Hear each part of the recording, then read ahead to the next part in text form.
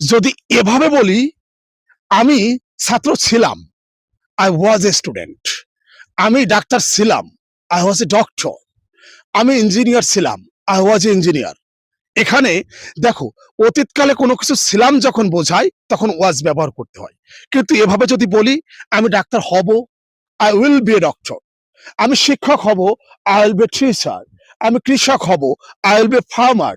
অর্থাৎ ভবিষ্যতে কোনো কিছু হব বোঝালে উইল বি ব্যবহার করতে হয়। অতীতকালে কোনো কিছু ছিলাম, ওয়াজ ব্যবহার করতে হয়।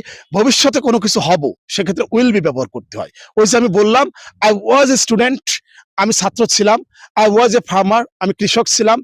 I will B a doctor, আমি ডাক্তার হব। এখানে উইল বি ব্যবহার করতে হবে। আমার মনে হয় বুঝতে পেরেছো। অর্থাৎ খুব সংক্ষেপে তোমরা এটা মনে রাখবে, অতীতকালে কোনো কিছু ছিলাম, সেক্ষেত্রে ওয়াজ ব্যবহার করতে হবে। ভবিষ্যতে কোনো কিছু হব, উইল বি ব্যবহার করতে হবে। নিয়মিতভাবে এরকম ভিডিও পেতে হলে অবশ্যই আমার ইউটিউব চ্যানেলটি সাবস্ক্রাইব করবে এবং আমার Facebook profile, Facebook page follow করে নিয়মিতভাবে আমার ভিডিওগুলো দেখতে থাকো। To learn more, subscribe my YouTube channel and follow my Facebook profile. Allah হাফেজ।